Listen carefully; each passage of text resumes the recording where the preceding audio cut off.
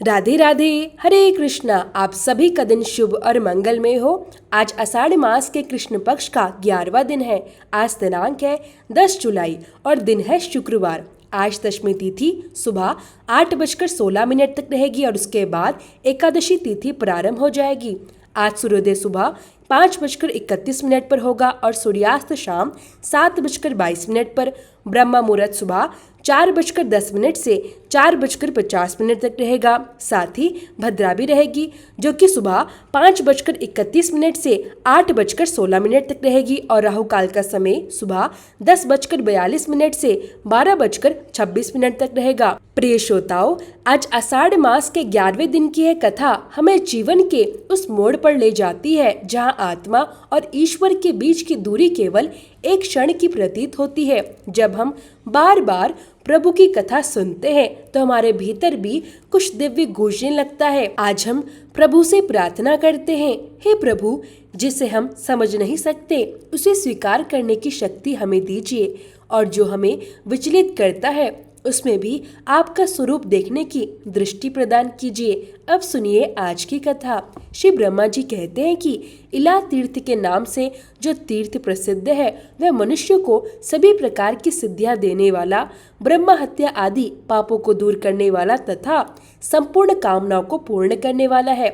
व्यवस्थ मनु के वंश में इला नाम के एक राजा हुए। वे एक बार बहुत बड़ी सेना को साथ लेकर शिकार खेलने के लिए वन में गए। वहां जाकर उनकी बुद्धि में कुछ दूसरा ही निश्चय उत्पन्न हुआ। उन्होंने अपने अमात्यों से कहा, आप सभी लोग मेरे पुत्र द्वारा पालित नगर में लौट जाएं। देश, कोश, बल, राज्य तथा मेरे पुत्र की रक्षा करें।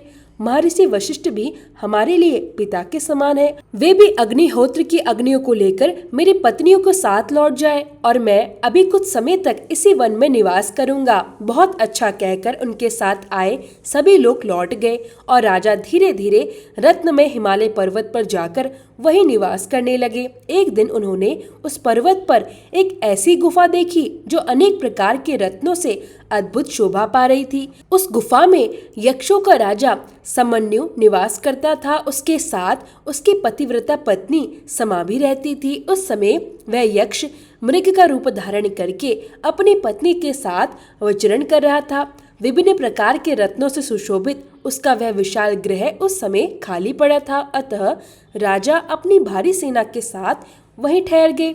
वह यक्ष अधर्म के कोप से अपनी पत्नी के साथ मृग रूप धारण करके रह रहा था। उसने विचार किया, इस राजा ने मेरा घर छीन लिया है। यदि मैं इससे युद्ध करूंगा तो इसे पराजित नहीं कर सकूंगा और बिना मांगे यह स्थान मुझे वापस देगा भी नहीं। अब मैं क्या करूं? इसी चिंता में पड़कर वह मृग रूपधारी यक्ष अपनी पत्नी से बोला, कांते, इस राजा का मन मृग्या के वसन में अत्यंत आसक्त है। यह किसी प्रकार विपत्ति में फंस जाए, इसके लिए कोई उपाय सोचो। मेरा विचार है कि तुम एक मनोहर मृगी का रूप धारण करके इसके सामने से निकलो और इसे अपनी ओर आकर्षित करके किसी प्रकार अंबिका वन तक पहुंचा दो। उसके भीतर प्रवेश करते ही यह राजा स्त्री बन जाएगा। भद्रे, यह कार्य केवल तुम ही कर सकती हो और मेरे लिए ऐसा करना उचित नहीं होगा। यक्षिणी ने पूछा, नाथ, अंबिका वन तो अत्यंत सुंदर है, आप उसमें क्यों नहीं जा सकते? यदि आप भी वहां चले जाएं तो उसमें क्या दोष होगा? कृपया हमें यह ठीक ठीक बताइए कि उसमें जाने से क्या दोष लगता है। तब यक्ष ने कहा, एक समय पार्वती जी ने एकांत में विराजमान भगवान शंकर से कहा था, हे देवेश्वर, स्त्रियों की यह स्वाभाविक इच्छा होती है कि उनकी रति क्रीड़ा सदैव गुप्त रहे, इसलिए मुझे ऐसा नियत स्थान प्रदान कीजिए जो आपकी आज्ञा से सुरक्षित हो। मैं वही स्थान चाहती हूँ जो उमावन के नाम से प्रसिद्ध हो। उसमें गणेश, कार्तिकेय और नंदी के अतिरिक्त यदि कोई भी प्रवेश करे तो वह स्त्री हो जाए। शंकर जी ने प्रसन्न होकर कहा, देवी, तथास्तु, ऐसा ही होगा। तब मृग रूपधारी यक्ष कहने लगा, हे प्रिय, इसी कारण मैं उमा के उस वन में नहीं जाना चाहता और ना ही मुझे वहां जाना चाहिए। अपने स्वामी के इस वचन को सुनकर इच्छा अनुसार रूप धारण करने वाली वह यक्षिणी विशाल नेत्रों वाली मृगी बनकर राजा के सामने आ गई। यक्ष वहीं ठहर गया। राजा ने उस मृगी को देखा। मृगया में तो उनकी आसक्ति पहले से ही थी।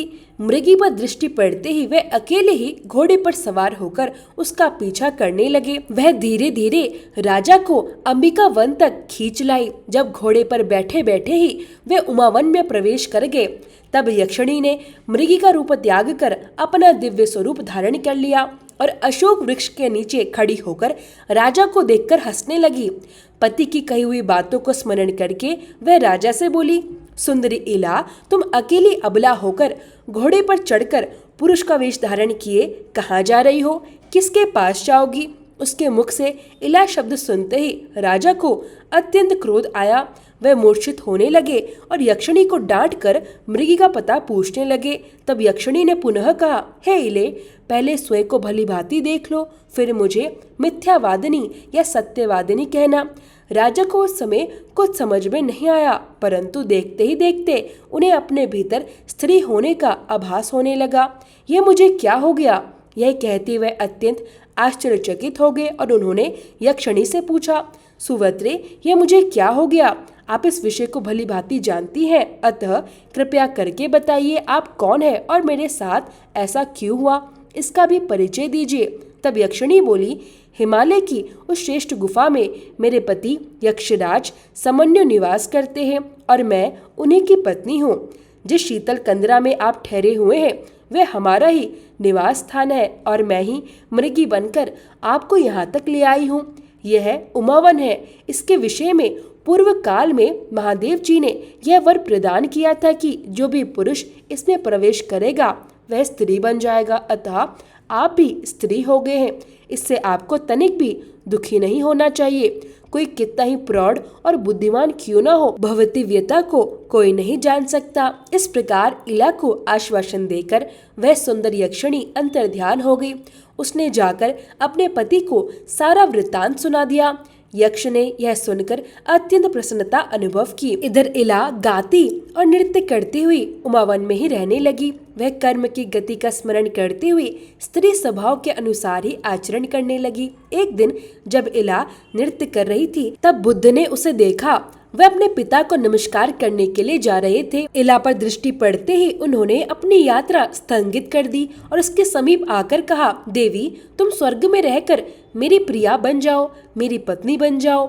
इला ने भक्ति पूर्वक बुद्ध की आज्ञा का सम्मान किया और उसे सहज भाव से स्वीकार कर लिया। इसके बाद बुद्ध उसे अपने उत्तम स्थान पर ले गए और वहां इला के साथ प्रेम पूर्वक विहार करने लगे।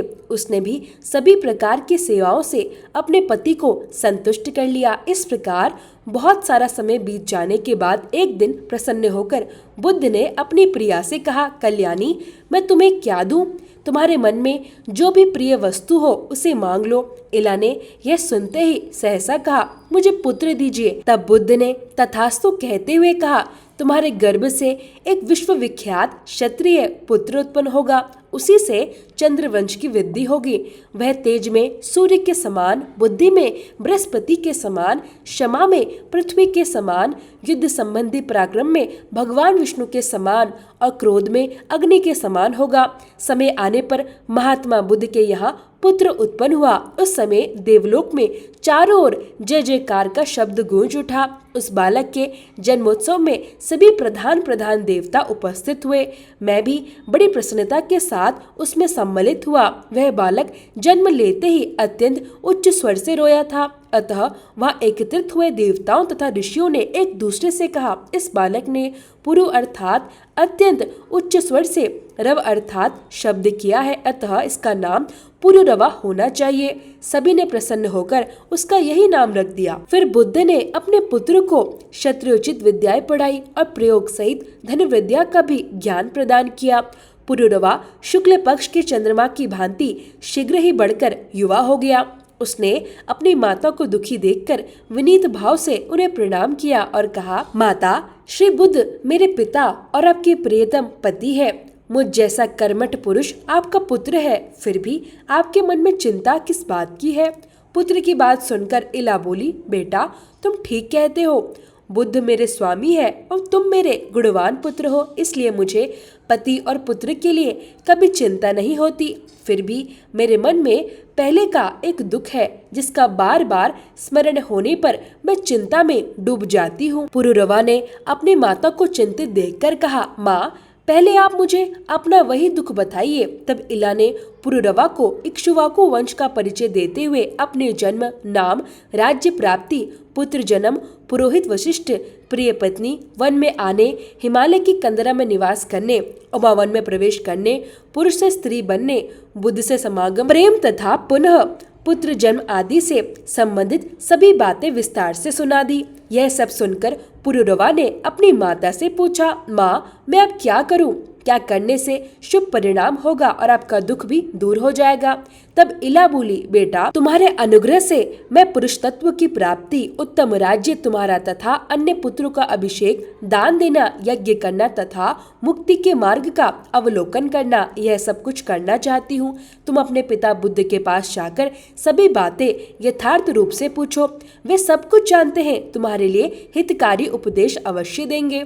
माता के कहने पर पुरुरवा अपने पिता के पास गए। उन्हें प्रणाम करके उन्होंने अपनी माता तथा अपने कर्तव्य के विषय में पूछा। बुद्ध ने कहा, महामते मैं राजा इला को जानता हूँ। उनके इला होने का वृत्तांत भी मुझसे छिपा नहीं है। उमावन में आने और इस वन के विषय में भगवान शंकर की आज्ञा का हाल भी मुझे ज्ञात है। बेटा भगवान शिव और माता पार्वती के प्रसाद से ही इला का श्राप दूर हो सकता है। उन दोनों की आराधना के अतिरिक्त दूसरा कोई उपाय नहीं है। तुम गोदावरी नदी के तट पर जाओ, वहाँ भगवान शिव माता पार्वती के साथ सदा विराजमान रहते हैं। वे ही वरदान देकर इस श्राप का नाश करेंगे। पिता की बातें सुनकर पुरुरवा अत्यंत प्रसन्न हुए। उन्होंने अपनी माता को पुरुष तत्व प्राप्त कराने की इच्छा से हिमालय पर्वत, माता पिता तथा गुरु को मस्तक झुकाया और तपस्या करने के लिए तुरंत ही त्रिभुवन पावनी गौतमी गंगा की ओर प्रस्थान किया। पुत्र के पीछे पीछे इला और बुद्ध भी चले गए। वे सभी गौतमी के तट पर पहुंचे और वहां स्नान करके तपस्या करते हुए भगवान की स्तुति करने लगे। सबसे पहले बुद्ध ने, फिर इला ने और उसके बाद पुरुरवा ने देवी पार्वती तथा भगवान शंकर का स्तवन किया। बुद्ध बोले, जो अपने शरीर की केसर के कारण स्वभावतः स्वर्ण के समान कांतिमान और सुंदर दिखाई देते हैं, जिनकी सदा कार्तिकेय और गणेश जी द्वारा अर्चना होती रहती है, वे शरणागत वत्सल उमा महेश्वर मुझे शरण दे। इला बोली, संसार के त्रिविध ताप रूपी दानव नल से दग्ध होने वाले देहधारी, जिनका चिंतन करने से तत्काल ही परम शांति को प्राप्त हो जाते हैं, वे कल्याणकारी उमा महेश्वर मुझे शरण दे। हे देव, मैं अत्यंत दुखी हूँ। मेरे हृदय में बहुत पीड़ा है। कलेश आदि से मेरी रक्षा करने वाला आपके अतिरिक्त दूसरा कोई नहीं है। शरणागतों की रक्षा करने वाले आपके वे दोनों परम पवित्र चरण मुझे शरण प्रदान करे।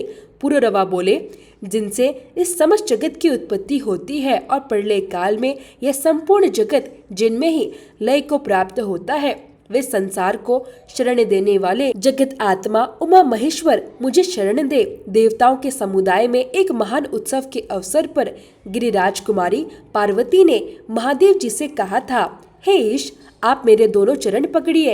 इस पर शिवजी ने अत्यंत प्रेमवश पार्वती जी के उन दोनों शरणागत पालक चरणों को ग्रहण किया था। वे ही मुझे शरण दे। यह स्तुति सुनकर उमावर महेश्वर प्रकट हो गए। भगवती उमा ने कहा, तुम लोगों का मनोरथ क्या है, बताओ, मैं उसे पूर्ण करूंगी। तुम्हारा कल्याण हो, तुम सब लोग कृतार्थ हो गए। जो वस्तु देवताओं के लिए भी दुर्लभ हो, वह भी मैं तुम्हें दूंगी। यह सुनकर पुरुरवा बोले, हे जगदम्बिके, राजा इला अज्ञानवश आपके वन में प्रवेश कर गए थे। हे देवेश्वरी, आप उनके इस अपराध को क्षमा कर दीजिए और पुनः उन्हें पुरुष तत्व प्रदान करें। पार्वती जी ने भगवान शंकर की सम्मति के अनुसार तथास्तु कहकर उन सबकी प्रार्थना स्वीकार कर ली। इसके बाद शिवजी ने कहा, राजा इला गौतमी गंगा में स्नान करने मात्र से पुरुष हो जाएंगे। तब बुद्ध की पत्नी इला ने गंगा में स्नान किया। स्नान करने के बाद इला के शरीर से जो जल चू रहा था, उसके साथ उसका नारी जनोचित सौंदर्य, नृत्य तथा संगीत भी गंगा की धारा में मिल गए। वे नृत्य, गीता और सौभाग्य नाम की नदियों के रूप में परिणित हो गए। वे नदियां भी गंगा में आ मिली। इससे वहां 3 पवित्र संगम हो गए। उनमें किया हुआ स्नान और दान इंद्र पद की प्राप्ति कराने वाला है। शिव और पार्वती के प्रसाद से पुरुष तत्व प्राप्त करने के बाद राजा इला ने महान अभ्युदय की सिद्धि के लिए वहाँ अश्वमेध यज्ञ किया। पुरोहित वशिष्ठ अपनी पत्नी, पुत्र, अमात्य, सेना और कोष को भी लाकर उन्होंने वह यज्ञ संपन्न किया। दंडक वन में इला ने चतुरंगिनी सेना सहित राज्य की स्थापना की। वहाँ इला के नाम से विख्यात उनका नगर भी है। सूर्यवंश की परंपरा में जो उन्होंने पहले पुत्र उत्पन्न किए थे, उनको राज्य पर अभिषिक्त करने के पश्चात स्नेहवश पुरुरवा का भी अभिषेक किया। वे राजा पुरुरवा ही चंद्रवंश के प्रवर्तक हुए। जहाँ राजा को पुरुष तत्व की प्राप्ति हुई, वहाँ गौतमी के दोनों तटों पर 16,000 तीर्थों का निवास है और वहाँ इलेश्वर नामक भगवान शंकर की भी स्थापना हुई है।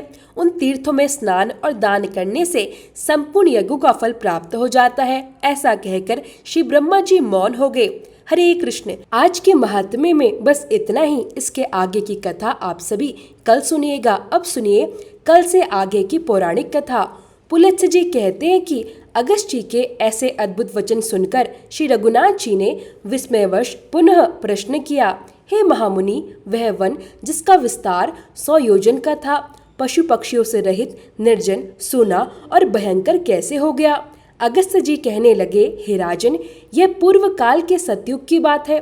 व्यवस्थ मनु इस पृथ्वी पर शासन करने वाले राजा थे। उनके पुत्र का नाम इक्ष्वाकु था। इक्ष्वाकु अत्यंत सुंदर और अपने भाइयों में सबसे बड़े थे। महाराज उन्हें बहुत मानते थे। उन्होंने इक्ष्वाकु को भूमंडल के राज्य पर अभिषिक्त करके कहा, तुम पृथ्वी के राजवंशों के सम्राट बनो। रघुनंदन बहुत अच्छा कहकर इक्ष्वाकु ने पिता की आज्ञा स्वीकार कर ली। तब वह अत्यंत संतुष्ट होकर बोले, बेटा, अब तुम दंड के द्वारा प्रजा की रक्षा करो, किंतु दंड का अकारण प्रयोग मत करना। मनुष्य के द्वारा अपराधियों को जो दंड दिया जाता है, वह शास्त्र विधि के अनुसार उचित अवसर पर प्रयुक्त होने पर राजा को स्वर्ग में ले जाता है। इसलिए महाभाऊ, तुम दंड के समुचित प्रयोग के लिए सदा सचेष्ट रहना। इसका अनुपयोग कभी मत करना। ऐसा करने पर संसार में तुम्हारे द्वारा अवश्य ही परम धर्म का पालन होगा। इस प्रकार एकाग्र मन से अपने पुत्र इक्ष्वाकु को बहुत सारे उपदेश देकर महाराज मनु बड़ी प्रसन्नता के साथ स्वर्गलोक को सिधार गए। इसके बाद राजा इक्ष्वाकु को यह चिंता हुई कि मैं कैसे पुत्र उत्पन्न करूं। इसके लिए उन्होंने तरह तरह के शास्त्रीय कर्म, यज्ञ और यज्ञादि किए और उनके द्वारा राजा को अनेकों पुत्र की प्राप्ति हुई। देव कुमार के समान तेजस्वी राजा इक्ष्वाकु ने पुत्र को जन्म देकर अपने पितरों को संतुष्ट किया। रघुनंदन, इक्ष्वाकु के पुत्रों में जो सबसे छोटा था, वह गुणों में सबसे श्रेष्ठ था। वह शूरवीर और विद्वान तो था ही, प्रजा का आदर करने के कारण सबके विशेष गौरव का पात्र भी हो गया था। उसके बुद्धिमान पिता ने उसका नाम दंड रखा और विंध्यगिरि के 2 शिखरों के बीच उसके रहने के लिए एक नगर दे दिया। उस नगर का नाम था मधुमत। धर्मात्मा दंड ने बहुत वर्षों तक वहाँ का अकंटक राज्य किया। इसके बाद एक समय, जबकि चारों ओर चैत्र मास की मनोरम छटा छाई हुई थी, राजा दंड भार्गव मुनि के रमणीय आश्रम के पास गया। वहां जाकर उसने देखा कि भार्गव मुनि की परम सुंदरी कन्या, जिसके रूप की कहीं कोई तुलना नहीं थी, वन में विचरण कर रही है। उसे देखकर राजा दंड के मन में पाप का उदय हुआ और वह काम बाण से पीड़ित होकर उस कन्या के पास जाकर बोला, सुंदरी, तुम कहाँ से आई हो? शोभामयी, तुम किसकी पुत्री हो? मैं काम से पीड़ित होकर तुमसे यह बातें पूछ रहा हूँ। वरोहे, मैं तुम्हारा दास हूँ। सुंदरी, मुझ भक्त को अंगीकार करो। तब वह कन्या, जिसका नाम अर्जा था, कहने लगी, राजन, आपको यह जानना चाहिए कि मैं भार्गव वंश की कन्या हूँ। पुण्यात्मा शुक्राचार्य की मैं सबसे बड़ी पुत्री हूँ और मेरा नाम अर्जा है। पिताजी इसी आश्रम में निवास करते हैं। महाराज शुक्राचार्य मेरे पिता हैं और आप उनके शिष्य हैं। इसलिए धर्म के नाते तो मैं आपकी बहन हूँ, अतः आपको मुझसे ऐसी बातें नहीं कहनी चाहिए। यदि कोई दूसरा दुष्ट पुरुष मुझ पर बुरी दृष्टि डाले, तब तो आपको सदैव उसके हाथों से मेरी रक्षा ही करनी चाहिए। मेरे पिता बड़े क्रोधी और भयंकर हैं। वे अपने श्राप से आपको अभी भस्म कर सकते हैं। इसलिए राजन, आप मेरे महातेजस्वी पिता के पास जाइए और धर्मानुकूल विहार के द्वारा उनसे मेरे लिए याचना कीजिए, अन्यथा इसके विपरीत आचरण करने पर आप पर महान और घोर दुख आ पड़ेगा। मेरे पिता का क्रोध उमड़ जाने पर वे पूरी त्रिलोकी को भी जलाकर भस्म कर सकते हैं। तब राजा दंड बोला, सुंदरी, तुम्हें प्राप्त कर लेने पर फिर चाहे मेरा वध हो जाए अथवा वध से भी बड़ा कष्ट क्यों ना भोगना पड़े, मुझे स्वीकार है। भीरू, मैं तुम्हारा भक्त हूँ, तुम मुझे स्वीकार करो। ऐसा कहकर राजा ने उस कन्या को बलपूर्वक अपनी भुजाओं के बंधन में जकड़ लिया और उस एकांत वन में, जहाँ से कहीं कोई आवाज भी नहीं पहुँच सकती थी, उसे निवस्त्र कर दिया। बेचारी अबला उसकी भुजाओं से छूटने के लिए बहुत छटपटाई, परंतु फिर भी उसने अपनी इच्छा के अनुसार उसके साथ भोग किया। राजा दंड वह अत्यंत कठोर और महाभयानक अपराध करके तुरंत अपने नगर को चला गया और भार्गव कन्या अर्जा जीन भाव से रोती हुई तथा अत्यंत उद्विग्न होकर आश्रम के पास अपने देवतुल्य पिता के पास गई। उसके पिता अमित तेजस्वी देवर्षि शुक्राचार्य सरोवर पर स्नान करने गए थे। स्नान करके वे 2 ही घड़ी में शिष्यों सहित आश्रम पर वापस लौट आए। आश्रम में आकर उन्होंने देखा कि अर्जा की दशा अत्यंत दयनीय है, वह धूल में सनी हुई है। तुरंत ही सारा रहस्य उनके ध्यान में आ गया। फिर तो शुक्राचार्य को बड़ा रोष हुआ।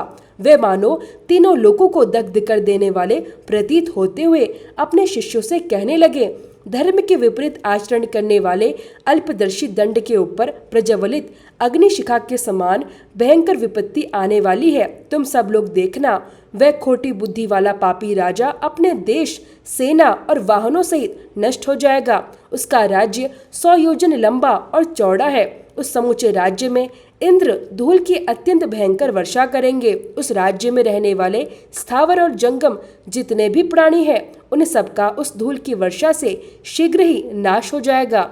जहाँ तक दंड का राज्य है, वहाँ तक के उपवनों और आश्रमों में लगातार 7 रातों तक धूल की वर्षा होती रहेगी। क्रोध से संतप्त होकर इस प्रकार श्राप देने के बाद महर्षि शुक्राचार्य ने आश्रमवासी शिष्यों से कहा, तुम लोग यहाँ रहने वाले सभी लोगों को इस राज्य की सीमा से बाहर ले जाओ। उनकी आज्ञा पाते ही आश्रमवासी मनुष्य शीघ्र ही उस राज्य से हट गए और सीमा के बाहर जाकर उन्होंने अपने अपने डेरे डाल दिए। इसके बाद शुक्राचार्य अर्जा से बोले, हे नीच बुद्धि वाली कन्या, तू अपने मन को एकाग्र करके सदा इसी आश्रम में निवास कर।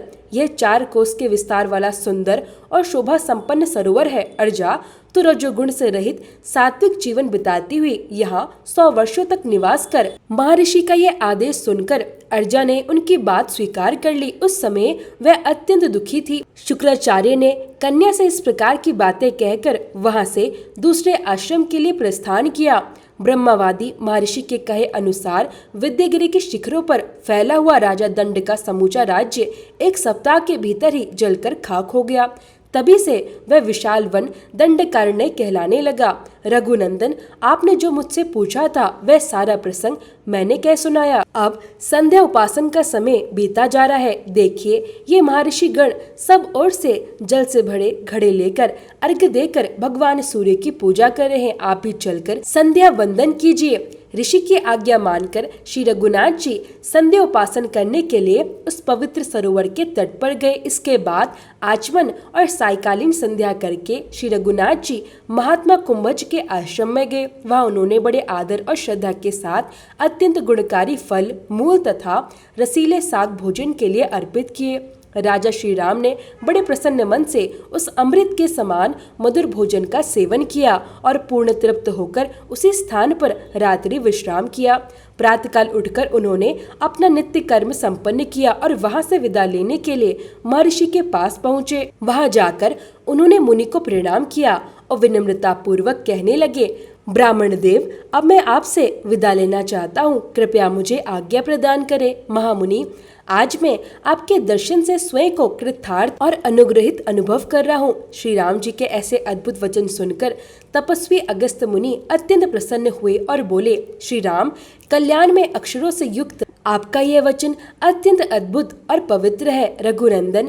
यह संपूर्ण प्राणियों को पवित्र करने वाला है। जो मनुष्य आपको केवल 2 घड़ी भी देख लेते हैं वे समस्त प्राणियों में पवित्र और देवतुल्य हो जाते हैं। रघुश्रेष्ठ, आप समस्त देहधारियों के लिए परम पावन है और आपका प्रभाव भी ऐसा ही दिव्य है। जो लोग आपकी चर्चा करेंगे उन्हें भी सिद्धि की प्राप्ति होगी।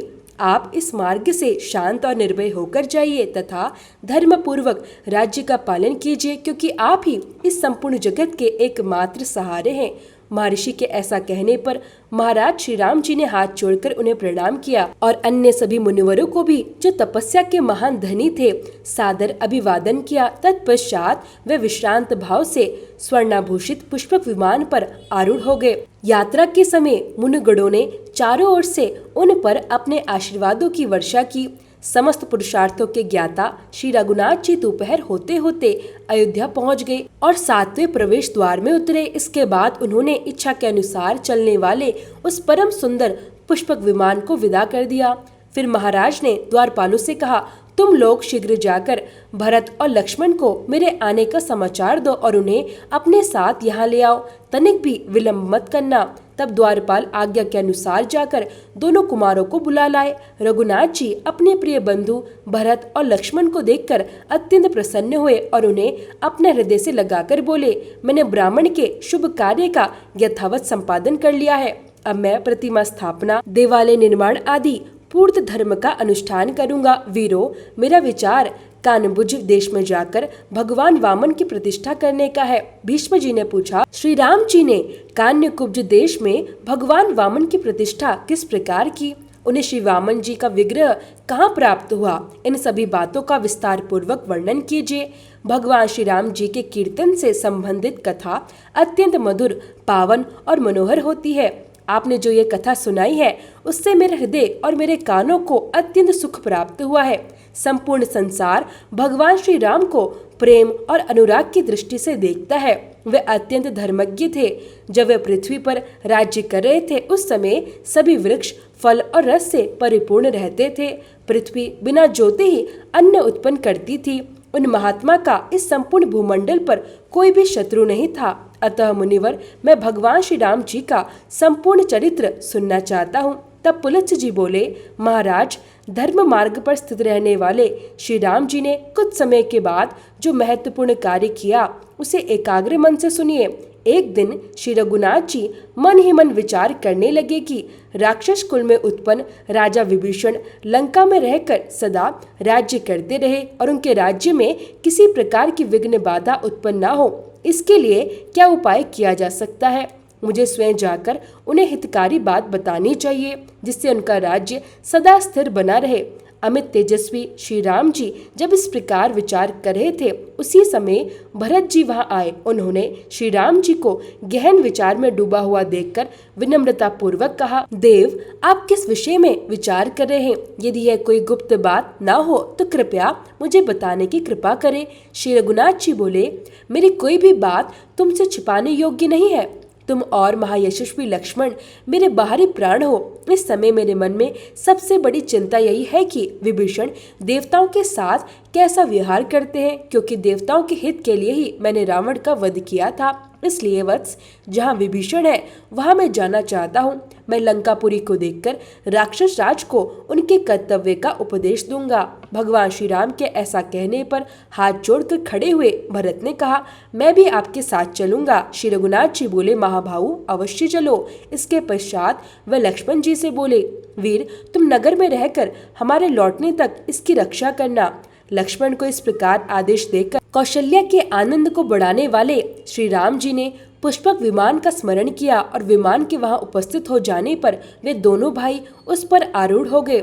सबसे पहले वह विमान गांधार देश में गया। वहां भगवान ने भरत के दोनों पुत्रों से भेंट की और उनकी राजनीति तथा शासन व्यवस्था का निरीक्षण किया। इसके बाद वे पूर्व दिशा में जाकर लक्ष्मण के पुत्रों से मिले। उनके नगरों में उन्होंने 6 रात्रियां व्यतीत की। इसके पश्चात दोनों भाई श्री राम और भरत दक्षिण दिशा की ओर प्रस्थान कर गए। गंगा और यमुना के संगम स्थल प्रयाग पहुंचकर उन्होंने महर्षि भारद्वाज जी को प्रणाम किया और वहां से अत्रि मुनि के आश्रम में गए। वहाँ अत्रि मुनि से वार्तालाप करने के पश्चात दोनों भाइयों ने जनस्थान की यात्रा की। जनस्थान में प्रवेश करते हुए श्री राम जी बोले, भरत, यह वही स्थान है जहाँ दुरात्मा रावण ने गृधराज जटायु का वध करके माता सीता का हरण किया था। जटायु हमारे पिताजी के प्रिय मित्र थे। इस स्थान पर हम लोगों का दुष्ट बुद्धि वाले कब के साथ महान युद्ध हुआ था।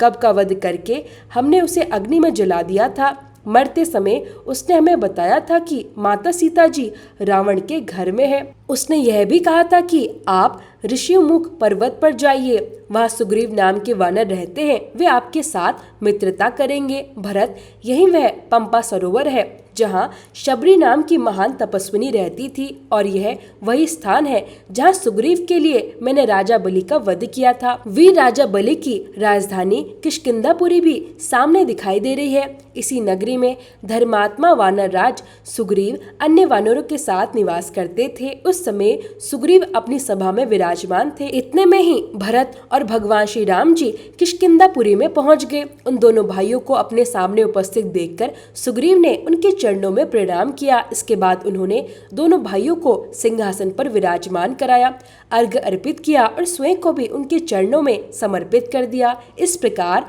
जब परम धर्मात्मा श्री रघुनाथ जी सभा में विराजमान हुए, तब अंगद, हनुमान, नल, नील, पाटल, इक्षराज, जामवान आदि सभी वानर वीर अपनी अपनी सेनाओं सहित वहां उपस्थित हो गए।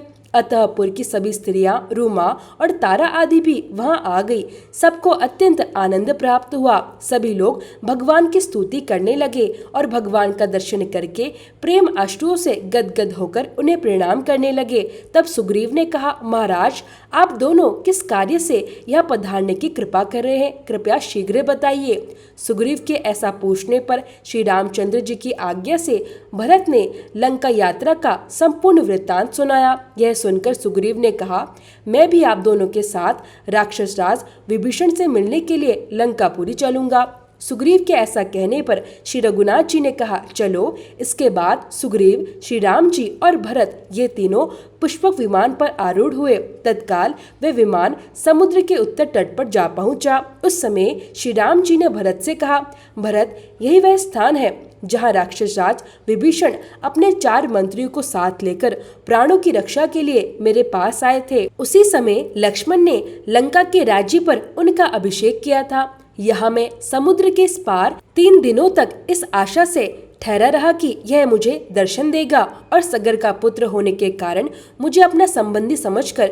मेरा कार्य करेगा, किंतु तब तक इसने मुझे दर्शन नहीं दिया। यह देखकर चौथे दिन मैंने क्रोधपूर्वक अपना धनुष चढ़ाया और हाथ में दिव्य अस्त्र ले लिया। यह देखकर समुद्र अत्यंत भयभीत हो गया और शरणागत होकर लक्ष्मण के पास पहुंचा। सुग्रीव ने भी बहुत विनयपूर्वक प्रार्थना की और कहा कि प्रभु, इन्हें क्षमा कर दीजिए। तब मैंने वह बाण मरु देश में छोड़ दिया। इसके बाद समुद्र ने मुझसे कहा, हे रघुनंदन, आप मेरे ऊपर पुल बांधकर इस जल राशि से भरे महासागर को पार कीजिए। तब मैंने वरुण के निवास स्थान समुद्र पर यह महान सेतु बनवाया था। श्रेष्ठ वानरों ने मिलकर केवल 3 दिनों में यह महान कार्य पूर्ण कर दिया था। पहले दिन उन्होंने 14 योजन तक पुल का निर्माण किया, दूसरे दिन 36 योजन तक और तीसरे दिन 100 योजन तक का संपूर्ण पुल तैयार कर दिया गया। देखो, यह लंका दिखाई दे रही है। इसका परकोटा और नगर द्वार भी सभी स्वर्ण से निर्मित है। यह वानर वीरों ने बहुत बड़ा घेरा डाला था। इसी स्थान पर नील ने राक्षस श्रेष्ठ प्रहस्त का वध किया था। इसी स्थान पर हनुमान जी ने धूम्राक्ष का संहार किया था। और देखो, यही सुग्रीव ने महोदर और अतिकाय को मृत्यु के घाट उतारा था। और इसी स्थान पर मैंने कुंभकर्ण का तथा लक्ष्मण ने इंद्रजीत का वध किया था। और यहीं पर मैंने राक्षस राज दशग्रीव का संहार किया था। इसी स्थान पर लोक पितामह ब्रह्मा जी मुझसे वार्तालाप करने के लिए पधारे थे। उनके साथ माता पार्वती सहित त्रिशूलधारी भगवान शंकर भी उपस्थित थे। हमारे पिता महाराज दशरथ भी स्वर्गलोक से यहीं पधारे थे। जानकी जी की पवित्रता की स्थापना के लिए सभी लोगों के समक्ष सीता जी ने इसी स्थान पर अग्नि में प्रवेश किया था और वे पूर्णतः शुद्ध सिद्ध हुई थी। लंकापुरी के अधिष्ठाता देवताओं ने भी माता सीता की अग्नि परीक्षा देखी थी। पिताजी की आज्ञा से मैंने सीता जी को पुनः स्वीकार किया। इसके बाद महाराज ने मुझसे कहा, बेटा, अब अयोध्या को जाओ। राधे राधे। आज के अध्याय में बस इतना ही। इसके आगे की कथा आप सभी अगले अध्याय में अवश्य सुनिएगा।